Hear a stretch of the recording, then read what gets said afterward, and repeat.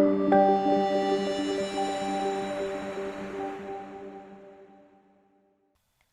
Everyone, നമ്മൾ കഴിഞ്ഞ ഒരു സെക്ഷനകത്ത് കേട്ടറ്റ് കാറ്റഗറി 2 2002 വർഷത്തിൽ വന്നിട്ടുള്ള ക്വസ്റ്റ്യൻ പേപ്പറിൻ്റെ ആദ്യത്തെ ഒരു ഭാഗം 91 മുതൽ 105 വരെയുള്ള ചോദ്യങ്ങൾ ഡിസ്കസ് ചെയ്തു.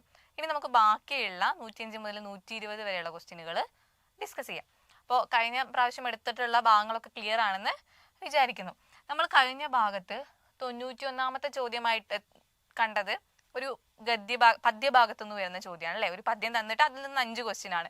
അതേത് തന്നെയാണ് ഇവിടെ ഗദ്യത്തിലും വരുന്നത്. 106 മുതൽ 110 വരെയുള്ള 5 ചോദ്യങ്ങൾ ഒരു ഗദ്യഭാഗം തന്നിട്ട് അതിൽ നിന്നാണ് ചോദ്യം. അപ്പോൾ നമ്മൾ നേരത്തെ പറഞ്ഞ അതേ ടിപ്പ് തന്നെ ആദ്യം എന്ത് ചെയ്യണം, ചോദ്യം വായിക്കണം. എന്നിട്ട് ആ ചോദ്യത്തിനുള്ള ഉത്തരമാണ് നമ്മൾ എന്തിൽ തപ്പേണ്ടത്, ഗദ്യത്തിന്റെ വായനയിൽ തപ്പേണ്ടത്. അപ്പോൾ നമുക്ക് ഇപ്പം എന്ത് ചെയ്യാം, ആദ്യം ഗദ്യം വായിച്ചു പോവാം അല്ലേ. ഒറ്റ വായനയ്ക്കേ സമയം ഉണ്ടാവുള്ളൂ, ആ ശ്രദ്ധയോടുകൂടി വായിക്കാം. ഇടശ്ശേരിയുടെ കാവ്യജീവിതം ആരംഭിക്കുന്ന ഘട്ടത്തിൽ കേരളവും ഇന്ത്യൻ സ്വാതന്ത്ര്യത്തിന്റെ സമരഭൂമിയായി മാറിക്കഴിഞ്ഞിരുന്നു. എങ്കിലും അദ്ദേഹത്തിന്റെ കൃതികളിൽ അതിന്റെ സ്വാധീനം കാണാനാകില്ല. പൊതുജീവിതവുമായി ബന്ധമുണ്ടായി തുടങ്ങിയതോടെ താൻ ജീവിക്കുന്ന സമൂഹത്തിന്റെ രാഷ്ട്രീയ പാരതന്ത്ര്യം അദ്ദേഹം തിരിച്ചറിഞ്ഞു. ക്രമേണ കവിയുടെ ദേശാഭിമാനം കാവ്യരൂപത്തിൽ വെളിപ്പെട്ടു തുടങ്ങി. ദേശീയ സ്വാതന്ത്ര്യം എന്ന പ്രതീക്ഷയും അതിനായുള്ള ആഹ്വാനവും ആവിഷ്കൃതമാകുമ്പോഴും ഒരു പടയാളിയുടെ ആവേശം ആ കവിതകളിലുണ്ടെന്ന് പറയാനാകില്ല. ചില കവിതകളിൽ ഭാരതത്തിന്റെ സാംസ്കാരിക പാരമ്പര്യത്തോടുള്ള ആദരവും പ്രകടമാണ്. അപ്പൊ ഇതെന്താണ്, എടശ്ശേരിയുടെ കവിതകളെ പറ്റിയിട്ടുള്ളൊരു ലേഖനാണ്. വന്ദിപ്പിനമ്മയെ, കവിതയുടെ പേരുകൾ നമ്മൾ എന്ത് ചെയ്യുക, അപ്പം തന്നെ അണ്ടർലൈൻ ചെയ്യുക. തീർച്ചയായും അങ്ങനെ ആയിരിക്കുമല്ലോ ചോദ്യം വരിക. പാലിപ്പിൻ മാധവിനെ തുടങ്ങിയ കവിതകളിൽ കൃഷ്ണനും ബുദ്ധനും ശങ്കരനും പിറന്ന ജന്മഭൂമിയെ വന്ദിക്കുന്നു. കള്ളവെള്ള മുഷ്ടിബന്ധനത്തിൽ നിന്ന് നാടിനെ മോചിപ്പിക്കാനുള്ള ആഹ്വാനമുണ്ട് ആ കവിതകളിൽ. പുറപ്പെടുക എന്ന കവിതയിൽ എല്ലാ ജീവിത സുഖങ്ങളും വീണ്ടും ഒരു കവിതയുടെ പേര്, എല്ലാ ജീവിത സുഖങ്ങളും ത്യജിച്ച് യുദ്ധഭൂമിയിലേക്ക് പുറപ്പെടാനുള്ള താല്പര്യം കാണാം. ഭാരതപ്പുഴ, സ്വാതന്ത്ര്യം, നാളത്തെ പാട്ട് എന്നീ കവിതകളിലും ശക്തമായ സ്വാതന്ത്ര്യ തൃഷ്ണ പ്രകടമാകുന്നു. സാമൂഹ്യമായ അസമത്വങ്ങൾ ഇല്ലാതാക്കി സമനിരപ്പുണ്ടാകാനും ദുരിതവും ദ്വേഷവും ഇല്ലാത്തൊരു ചരിത്രം നിർമ്മിക്കാനുള്ള അഭിലാഷം അവയിലുണ്ട്. കൊടുങ്കാറ്റ് എന്ന കവിതയിലാകട്ടെ കാറ്റിനെ ഒരു ശക്തി സൂചകമായി കൊണ്ട് ദുഷ്പ്രഭുത്വ കോട്ട തകർക്കാൻ അതിനെ ഒറ്റ നാഴിക മതിയെന്ന് മുന്നറിയിപ്പ് നൽകുന്നു. ഇതാണ് ആ പാരഗ്രാഫ്. അപ്പോൾ ഇത് ഇരുത്തി വായിക്കുക. അപ്പം അതിന് മുന്നേ നമ്മൾ എന്ത് ചെയ്യണം, ക്വസ്റ്റ്യൻ വായിക്കണം. എന്നിട്ട് ആ ക്വസ്റ്റ്യനുള്ള ഉത്തരം വേണം കണ്ടെത്താൻ വേണ്ടിയിട്ട്. ഇടശ്ശേരി കവിതകളുടെ പ്രത്യേകതകളിൽ പെടാത്തത് ഏത്? എന്നിട്ട് അതിലത്തെ ഓപ്ഷൻസ് നോക്കുക. പിറന്ന നാടിന്റെ രാഷ്ട്രീയ പാരതന്ത്ര്യം പ്രതിഫലിക്കുന്നു, സാംസ്കാരിക പൈതൃകത്തിനുള്ള ആദരവ്, സമത്വ സുന്ദര ലോകത്തെക്കുറിച്ചുള്ള സ്വപ്നം, ജീവിത സുഖങ്ങളിൽ മുഴുകാനുള്ള ആവേശം. ഈ ഓപ്ഷനിൽ ഏതാണില്ലാത്ത, ഇതൊക്കെ ഫസ്റ്റ് പാരഗ്രാഫിൽ പറയുന്നുണ്ട്. ഈ 3 കാര്യങ്ങളും സമനിരപ്പുള്ള ഒരു ചരിത്രം നിർമ്മിക്കണം എന്നൊക്കെ പറയുന്നുണ്ട്. പിന്നെ ഇതിൽ പറയുന്ന ഒരു പോയിന്റ് ജീവിത സുഖങ്ങളിൽ മുഴുകാനുള്ള ആവേശമാണ്. പക്ഷെ ഈ ഇടശ്ശേരിയുടെ ഒരു കവിതയുടെ സ്വഭാവമായിട്ട് പറഞ്ഞുള്ള എന്താണ്, ജീവിത സുഖങ്ങളെല്ലാം ത്യജിച്ച് യുദ്ധത്തിന് പോകാൻ പറയുന്ന ഒരു കവിതയാണ് ഇത് പുറപ്പെടുക. അപ്പൊ എന്തായാലും ഇടശ്ശേരി കവിതയുടെ പ്രത്യേകത അല്ല എന്ത്, ജീവിത സുഖങ്ങളിൽ മുഴുകാനുള്ള ആവേശം. അത് ആ പാരഗ്രാഫ് ഒറ്റ വായനയിൽ നമുക്ക് മനസ്സിലാവും. ഉത്തരം നോക്കാം അല്ലേ, ജീവിത സുഖങ്ങളിൽ മുഴുകാനുള്ള ആവേശം. ഓക്കെ, അടുത്ത ചോദ്യം. കൊടുങ്കാറ്റ് എന്ന കവിതയിലെ കാറ്റ് എന്തിന്റെ പ്രതീകമാണ്? ഇത് നമ്മൾ അവസാനം വായിച്ച ഭാഗം അല്ലേ. കൊടുങ്കാറ്റ് എന്ന കവിതയിലാകട്ടെ കാറ്റിനെ ഒരു എന്തായിട്ടാണ് കാട്ടുന്നത്, ശക്തി സൂചകമായി കണ്ട് ദുഷ്പ്രഭുത്വ കോട്ട തകർക്കാൻ അതിനൊറ്റ നാഴിക മതിയെന്ന് പറയുന്നു. അപ്പൊ എന്താണ് ആ ചോദ്യത്തിന് ഉത്തരം? കാറ്റിന് എന്തായിട്ടാണ് കാണുന്നത്, ശക്തിയുടെ സൂചകമായിട്ടാണ് കാണുന്നത്. ക്ലിയർ, ശക്തിയുടെ. അടുത്ത ചോദ്യം നോക്കാം അല്ലെ. നാടിന്റെ പാരതന്ത്ര്യം കവി തിരിച്ചറിയുന്നത് എപ്പോഴാണ്? ഇത് ഫസ്റ്റ് പാരഗ്രാഫിന് വന്ന ചോദ്യമാണ്. ഞാൻ ഒറ്റ പ്രാവശ്യം വായിച്ചിട്ടുള്ളൂ കേട്ടോ. പടയാളിയുടെ ആവേശം കവിതയിലുണ്ടായപ്പോൾ, സമൂഹ ജീവിതവുമായി ഇടപെട്ട് തുടങ്ങിയപ്പോൾ, കാൽപ്പനിക വ്യാമോഹങ്ങളിൽ മുഴുകിയപ്പോൾ, വ്യക്തി ജീവിത സുഖങ്ങളിൽ മുഴുകിയപ്പോൾ. ഇതിൽ 2 നമുക്ക് ഒറ്റ വായനയിൽ വെട്ടിക്കളയാൻ പറ്റും. ഏതൊക്കെയാണ്? കാൽപ്പനിക വ്യാമോഹങ്ങളിൽ മുഴുകിയാൽ നാടിന്റെ പാരതന്ത്ര്യം മനസ്സിലാവോ? ഇല്ല. വ്യക്തി ജീവിതത്തിൽ മുഴുകി കഴിയുന്ന ഒരാൾക്ക് നാടിന്റെ അവസ്ഥയെ പറ്റി മനസ്സിലാവോ? ഇല്ല. അപ്പൊ സിയും ഡിയും അല്ലെന്ന് എന്ത് ചെയ്യുക, ആദ്യമേ ഉറപ്പിക്കുക. പിന്നെ ഇത് 2 ഇതിലേതാണ് പാരഗ്രാഫിലുള്ള ഉത്തരം വരുന്നത്? സമൂഹ ജീവിതവുമായി ഇടപെട്ട് തുടങ്ങിയപ്പോഴാണ് അദ്ദേഹത്തിന് നാട്ടിന്റെ അവസ്ഥ മനസ്സിലായതും പിന്നീടാണ് അദ്ദേഹത്തിന്റെ കവിതകളിൽ അത് പ്രത്യക്ഷപ്പെട്ടു തുടങ്ങുക. അപ്പൊ ആദ്യം കവിതയിലല്ല അത് പ്രത്യക്ഷപ്പെടുക, ആദ്യം സ്വയം മനസ്സിലാക്കിയിട്ട് പിന്നീടാണ് കവിതയിൽ പ്രത്യക്ഷപ്പെടുക. അപ്പൊ ഈ ഉത്തരവും തെറ്റാണ്. അപ്പൊ ഉത്തരം ഏതായിരിക്കും? ഓപ്ഷൻ ബി ആയിരിക്കും. നമുക്ക് നോക്കാം. സമൂഹ ജീവിതവുമായി ഇടപെട്ട് തുടങ്ങിയപ്പോഴാണ് ഇടശ്ശേരിക്ക് എന്ത് മനസ്സിലായി തുടങ്ങിയത്? നാടിന്റെ പാരതന്ത്ര്യം കവി തിരിച്ചറിയുന്നത്. ഓക്കെ, സ്വന്തം ജീവിത സുഖങ്ങൾ ത്യജിച്ച് യുദ്ധഭൂമിയിലേക്ക് പോകാനുള്ള താല്പര്യം പ്രകടമാക്കുന്ന കവിത. ഇതിന്റെ ഉത്തരം നമ്മൾ കുറച്ച് മുന്നേ പറഞ്ഞല്ലേ. അപ്പൊ അതിലിനി കൂടുതൽ എക്സ്പ്ലനേഷൻ വേണ്ടതാ? പുറപ്പെടുകയാണ് കൃത്യമായിട്ടുള്ള ഉത്തരം. നാളത്തെ പാട്ട് എന്ന കവിതയുടെ പ്രധാന പ്രത്യേകത എന്താണ്? നമ്മൾ അവിടെ കവിതകളൊക്കെ വട്ടിട്ട് വെച്ചതുകൊണ്ടാണ് കവിതയുടെ പേരും അതിന്റെ പ്രത്യേകതയും ചോദിക്കുന്നുണ്ട്. എന്താണ്? അപ്പൊ ശ്രദ്ധിച്ചവർക്കറിയാം എന്താണ് ഉത്തരം. പാരതന്ത്ര്യത്തിലുള്ള അഭിമാനബോധം. ഇത് നമുക്ക് വായിക്കാതെ തന്നെ അറിയാം. അതല്ല കവിത. തീവ്രമായ പ്രകൃതി സ്നേഹത്തിന്റെ കവിയാണ് എടശ്ശേരി. എടശ്ശേരിയിൽ പ്രകൃതി സ്നേഹം ഉണ്ട്, പക്ഷെ നാളത്തെ പാട്ട് എന്തല്ല? പ്രകൃതി സ്നേഹമല്ല. നമ്മളിപ്പോൾ വായിച്ച പാരഗ്രാഫിൽ പ്രകൃതി സ്നേഹത്തിനെ പറ്റി പറയുന്നില്ല.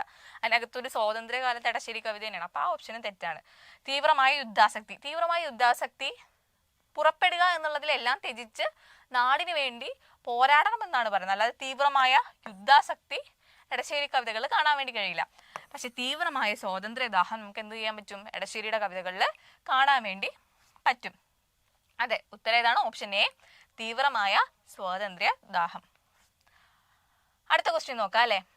ആ ഭാഗം കഴിഞ്ഞു കേട്ടോ. പാരഗ്രാഫ് എന്നുള്ള ചോദ്യം കഴിഞ്ഞു. അപ്പൊ അതിനകത്ത് എല്ലാ ചോദ്യങ്ങളും കിട്ടി. ഇത്ര എളുപ്പമാണ്. ആ 10 മാർക്ക് ഞാൻ പറഞ്ഞില്ല നേരത്തെ പദ്യത്തിലെ ക്വസ്റ്റ്യൻ്റെയും ഇപ്പോഴത്തെയും 10 മാർക്ക് ക്ലിയർ ആയിട്ട് ഒരു സംശയം ഇല്ലാതെ സ്കോർ ചെയ്യാൻ വേണ്ടി പറ്റണം. ഉറപ്പിച്ച് കിട്ടുന്ന 10 മാർക്കാണത്.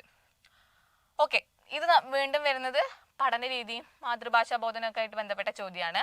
താഴെ തന്നിരിക്കുന്നവയിൽ ശ്രാവ്യ വായനയ്ക്ക് യോജിച്ച പ്രസ്താവന ഏത്? ശ്രാവ്യ വായന എന്ന് പറയുമ്പോൾ നമ്മൾ ഉറക്കെ വായിക്കുക.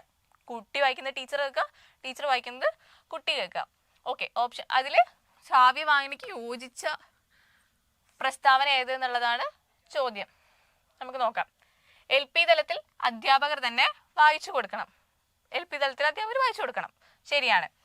ഹൈസ്കൂൾ തലത്തിൽ കുട്ടികളുടെ ശ്രാവ്യ വായന മാത്രമേ ആവശ്യമുള്ളൂ. ഹൈസ്കൂൾ തലത്തിലെ കുട്ടിക്ക് എല്ലാം വായിക്കാൻ അറിയും. അപ്പൊ കുട്ടികൾ മാത്രം വായിച്ചാൽ മതി, ടീച്ചർ വായിക്കുന്ന കുട്ടി കേൾക്കേണ്ട ആവശ്യമില്ല എന്നുള്ളൊരിതാണ്. നമുക്ക് പരിശോധിക്കാം. പ്രൈമറി, ഹൈസ്കൂൾ തലങ്ങളിൽ അധ്യാപകരുടെയും കുട്ടികളുടെയും ശ്രാവ്യ വായന ആവശ്യമാണ്. അതായത് പ്രൈമറി തൊട്ടൊരു ഹൈസ്കൂൾ തലം വരെ ആദ്യം കുട്ടി വായിക്കുന്നു, പിന്നെ ടീച്ചർ വായിക്കുന്നു എന്നുള്ള രീതിയിൽ പോയാൽ മാത്രമേ എന്ത് ചെയ്യാൻ പറ്റുള്ളൂ? കുട്ടിയുടെ റീഡിങ് സ്കില്ല്, വായനാശേഷി കൂട്ടാൻ വേണ്ടി പറ്റുള്ളൂ. ഉയർന്ന തലങ്ങളിലേക്ക് പോകുമ്പോഴും ക്ലാസ്സുകളിൽ ശ്രാവ്യ വായന കുറച്ചുകൊണ്ട് വരണം. ശ്രാവ്യ വായന കുറയ്ക്കുക എന്നുള്ളത് കുട്ടി വായിക്കുന്നത് എപ്പോഴും നല്ലതാണ്. ഒരു കുട്ടി വായിക്കുന്നു, മറ്റു കുട്ടികൾ കേൾക്കുന്നത്, ഏത് ക്ലാസ്സിലായാലും വായിക്കുന്നത് നല്ലൊരു ശീലമാണ്. അപ്പോൾ ശ്രാവ്യ വായന ക്ലാസ് മുറികളിൽ ഒരു പ്രവർത്തനം. അപ്പോൾ കുറച്ചു കൊണ്ടുവരിക എന്നുള്ളതും ശരിയാണ്. പക്ഷെ ഇതിനകത്ത് കൃത്യമായിട്ടുള്ള ഓപ്ഷൻ പ്രൈമറി തൊട്ട് ഹൈസ്കൂൾ തലങ്ങൾ വരെ കൃത്യമായും കുട്ടിയും അധ്യാപകയും ക്ലാസ്സിൽ എന്ത് നടത്തണം?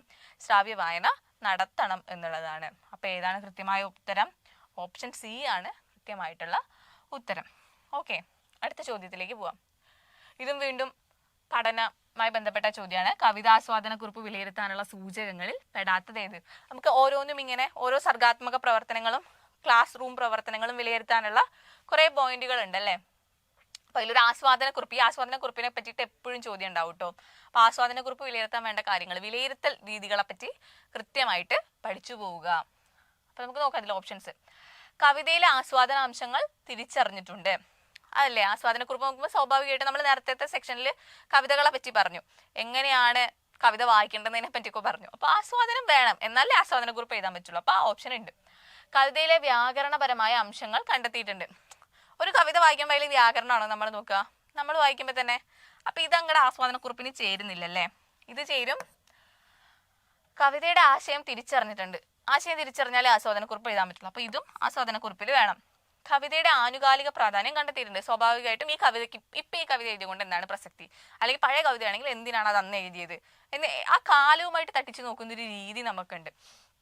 അപ്പൊ ഇതും കറക്റ്റ് ആണ്. അപ്പൊ പെടാത്തതാണ് ചോദ്യം. അപ്പൊ ഉത്തരം ഏതാ? Option B. കവിതയുടെ ഒരു ആസ്വാദന വ്യാകരണം നമുക്ക് പരിശോധിക്കാം, ഭാഷാശാസ്ത്രപരമായിട്ടൊക്കെ കവിത പഠിക്കുകയാണെങ്കിൽ.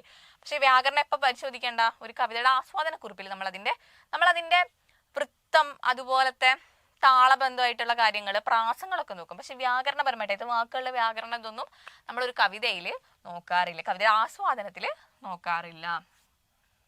ഓക്കെ, അടുത്ത ക്വസ്റ്റ്യൻ. താഴെ തന്നിരിക്കുന്നവയിൽ അക്ഷരാവതരണ രീതിയുടെ ഘട്ടങ്ങൾ ഏതൊക്കെയാണ്? ഒരു അക്ഷരം അവതരിപ്പിക്കുന്നതിലെ ഘട്ടങ്ങൾ.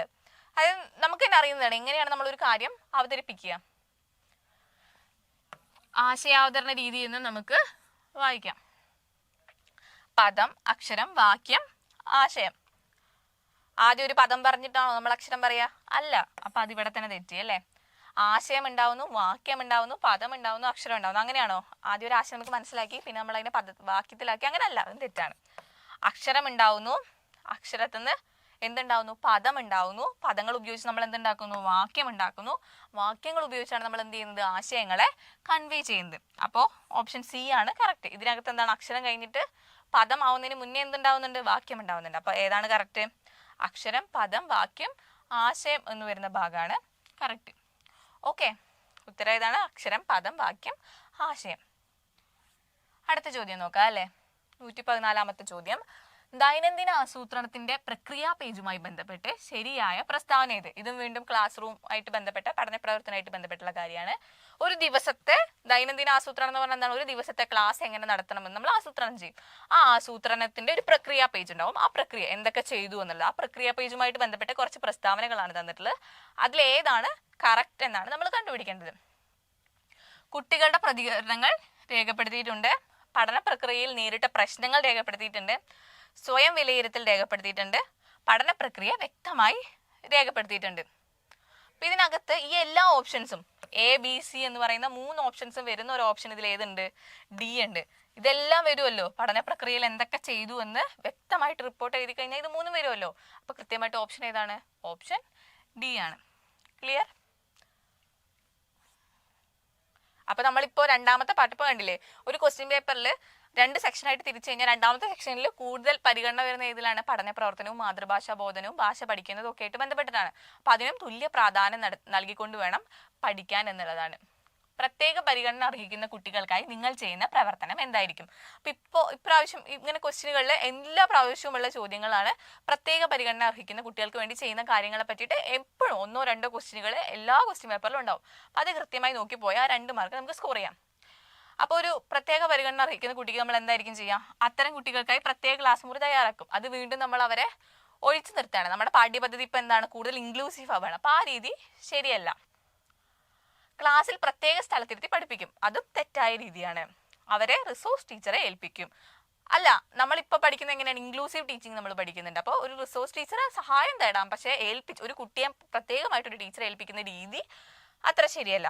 പ്രത്യേക കാര്യങ്ങൾക്ക് നമുക്കൊരു പരിഗണന കൊടുക്കാം എന്നുള്ളതല്ലാതെ. പഠന പ്രവർത്തനങ്ങൾ അനുരൂപീകരണം നടത്തും. ശരിക്കും നടത്തുക എന്താണ്? നമ്മുടെ പഠന രീതി, നമ്മളുടെ പഠിപ്പിക്കുന്ന രീതിയെ ആ കുട്ടികളെയും കൂടെ പരിഗണിക്കുന്ന രീതിയിൽ അനുരൂപീകരിക്കുക എന്നുള്ളതാണ് ചെയ്യേണ്ടത്. അപ്പോൾ ഉത്തരം ഏതാണ്? ഓപ്ഷൻ ഡി ആണ് ഉത്തരം. അപ്പൊ ഈ വിഷയത്തിൽ ഈ പ്രത്യേക പരിഗണന അർഹിക്കുന്ന കുട്ടികളുമായി ബന്ധപ്പെട്ട കാര്യങ്ങളിൽ കുറച്ചുകൂടെ വായിക്കുക. നിങ്ങൾ ഒരു അധ്യാപികയാകാൻ നിൽക്കുന്ന സമയത്ത് നിങ്ങളെ വ്യക്തിപരമായിട്ട് അത് സഹായിക്കും. അപ്പൊ ആ രീതിയിലുള്ളൊരു വായന നടത്തിപ്പോയാൽ എക്സാമിന് സ്കോർ ചെയ്യാന്ന് മാത്രമല്ല നല്ലൊരു അധ്യാപികയാവുകയും ചെയ്യാം. അപ്പോൾ ഉത്തരം ഇതാണ്. പഠന പ്രവർത്തനങ്ങളിൽ അനുരൂപീകരണം നടത്തും. ഉത്തരം കിട്ടി. താഴെ പറയുന്നവയിൽ സർഗാത്മകതയ്ക്കും വിമർശനാത്മക ചിന്തകൾക്കും കൂടുതൽ പ്രാധാന്യം നൽകുന്ന പ്രവർത്തനം ഏത്? നമ്മുടെ അവസാനത്തെ ചോദ്യമാണ് കേട്ടോ. 120ാമത്തെ ചോദ്യമാണ്. ചോദ്യം എന്താണ്? വിമർശനാത്മക ചിന്തകൾക്കും സർഗാത്മകതയ്ക്കും രണ്ടും വേണം. സർഗാത്മകയും വേണം, വിമർശനാത്മകതയും വേണം. അങ്ങനെയുള്ള ഒരു പ്രവർത്തനം ഇതിലേതാണ്? ശ്രവ്യവായന എന്താണ്? ഒരാൾ എഴുതി വെച്ചൊരു സാധനം നമ്മൾ വായിക്കുന്നു, മറ്റൊരാൾ കേൾക്കാൻ വായിക്കുന്നു. അതിനകത്ത് എന്ത് നടക്കുന്നില്ല? വിമർശനങ്ങളോ സർഗാത്മകമായ ഒരു ചിന്തയോ കിട്ടുന്നില്ല. മറ്റൊരാൾ എഴുതിയത് നമ്മൾ വായിക്കണം. അപ്പൊ ആ ഓപ്ഷൻ ആദ്യമേ അല്ല. അക്ഷരശ്ലോകം എന്താ? ഓരോ അക്ഷരങ്ങൾ വെച്ചിട്ട് അതിൽ എഴുതി വെച്ചിട്ടുള്ള ശ്ലോകങ്ങൾ നമ്മൾ പാടുകയാണ്. കാവ്യകേളിയും അത്തരത്തിലൊന്നാണ്. അപ്പൊ ഇത് രണ്ടിലും എന്ത് നടക്കുന്നില്ല? ഇതിൽ സർഗാത്മകതയുണ്ട്, പക്ഷെ വിമർശനവും ഇല്ല. ഇതിനകത്തും സർഗാത്മകതയുണ്ട്, വിമർശനമില്ല. ഇതിനകത്ത് എന്തില്ല? സർഗാത്മകതയും ഇല്ല. അതിനകത്ത് വേറൊരാളെ സർഗാത്മകതയാണ്. ഇതിനകത്ത് സർഗാത്മകതയും വിമർശനവും ഉപയോഗിക്കുന്ന ഒരു പ്രവർത്തനം ഏതാ? കഥാരചനയാണ്. നമ്മൾ സർഗാത്മകമായിട്ട് ആലോചിച്ചിട്ടാണ് ഒരു കഥ എഴുതുക. ആ കഥയിൽ നമുക്ക് എന്തും കൊണ്ടുവരാം. അപ്പോഴുള്ള ഒരു സാമൂഹിക സ്ഥിതിയെ വിമർശിക്കാം, അതിനെ പരോക്ഷമായിട്ട് അതിനെ പുച്ഛിച്ചുകൊണ്ട് അതിനെ കളിയാക്കിക്കൊണ്ടൊക്കെ എഴുതാം. അപ്പൊ അത്തരത്തില് ഒരു സർഗാത്മകവും വിമർശനവുമായിട്ടുള്ള പ്രക്രിയയായിട്ട് പറയുന്നത് ഏതാണ്? കഥാരചനയാണ്. ഉത്തരം നോക്കാം അല്ലെ? കഥാരചനയാണ് അതിന്റെ ഉത്തരം. അപ്പൊ നമ്മൾ ഇപ്പോ കേട്ടിട്ട് 2022 കാറ്റഗറി 2 മലയാളത്തിന്റെ ഭാഗങ്ങൾ മൊത്തം ചർച്ച ചെയ്തു. ഏതൊക്കെ ഭാഗങ്ങളിൽ നിന്നാണ് പ്രധാനമായിട്ട് ചോദ്യങ്ങൾ വന്നിട്ടുള്ളത് നമ്മൾ പറഞ്ഞു. അതായത് 10 ചോദ്യങ്ങൾ ഗദ്യപദ്യ മാതൃകകൾ വായിക്കുന്നതിൽ നിന്ന് വന്നു, സന്ധി വ്യാകരണ ഭാഗത്ത് നിന്ന് സന്ധി വന്നു, ക്രിയ വന്നു, അതുപോലെ തന്നെ വൃത്തം തിരിക്കൽ വന്നു. അതിനകത്ത് അത്തരത്തിലെ ഏതൊക്കെ മാതൃകകൾ ഏതൊക്കെ ഭാഗങ്ങളിൽ നിന്നാണ്, മാതൃഭാഷാ ബോധനത്തിൽ നിന്ന്, പഠന പ്രക്രിയകളിൽ നിന്ന്, ക്ലാസ് റൂം പ്രവർത്തനങ്ങളിൽ നിന്ന് ഒരുപാട് ചോദ്യങ്ങൾ വന്നു. രണ്ടാമത് നമ്മൾ ചർച്ച ചെയ്ത ഭാഗത്തിൽ, ഈ രണ്ടാമത്തെ പാർട്ടിൽ കൂടുതലും ആ ഭാഗത്തു നിന്നാണ് ചോദ്യം വന്നത്. അപ്പൊ അത്തരത്തില് ഏതൊക്കെ ഭാഗത്തിലാണ് നിങ്ങൾക്ക് ഏതൊക്കെ ചോദ്യങ്ങളാണ് നിങ്ങൾക്ക് ഇങ്ങനെയാണോ എന്ന് തോന്നിയത്, ഏതാണ് നിങ്ങൾക്ക് പുതിയ അറിവായിട്ട് തോന്നിയത്, ആ ഭാഗങ്ങളിൽ നിങ്ങൾക്ക് കുറച്ച് ക്ലാരിറ്റി കുറവ് തോന്നിയിട്ടുണ്ടാവും, നിങ്ങൾക്ക് അത് മനസ്സിലായിട്ടുണ്ടാവും അല്ലേ. അപ്പൊ അത് മനസ്സിലാക്കിയിട്ട് കൃത്യമായിട്ട് എവിടെയാണ് ഇനി പഠിക്കേണ്ടത്, എവിടെയാണ് ശ്രദ്ധിക്കേണ്ടത് എന്ന് മനസ്സിലാക്കി പഠിക്കാം. അപ്പോൾ ഇതുപോലെ കൃത്യമായിട്ട് നിങ്ങൾ എന്ത് ചെയ്യുക, PYQ മുമ്പത്തെ വർഷങ്ങളിലെ PYQ കിട്ടും കളക്ട് ചെയ്യാൻ. അത് കളക്ട് ചെയ്തിട്ട് ഓരോ ക്വസ്റ്റ്യൻസും വർക്കൗട്ട് ചെയ്ത് നോക്കിയിട്ട് നിങ്ങളുടെ കുറവുകൾ ഏത് ഭാഗത്താണെന്ന് മനസ്സിലാക്കി പഠിക്കാം. അപ്പൊ അടുത്ത എക്സാം എല്ലാവരും ക്ലിയർ ചെയ്യട്ടെ എന്ന് ആശംസിക്കുന്നു. കൃത്യമായിട്ടുള്ള രീതി പിന്തുടർന്നു പോവുക. PYQ ഞാൻ വീണ്ടും ആവർത്തിക്കുകയാണ്, PYQ ക്വസ്റ്റ്യൻസ് മുൻവർഷ ചോദ്യങ്ങൾ കൃത്യമായിട്ട് പരിശീലിച്ച് കൃത്യമായിട്ട് അതിന് ഉത്തരം നോക്കി പോവാം. അപ്പം എല്ലാവർക്കും മനസ്സിലായിട്ടുണ്ടാവുമെന്ന് വിചാരിക്കുന്നു. സംശയങ്ങൾ ഉണ്ടെങ്കിൽ ചോദിക്കുക. താങ്ക്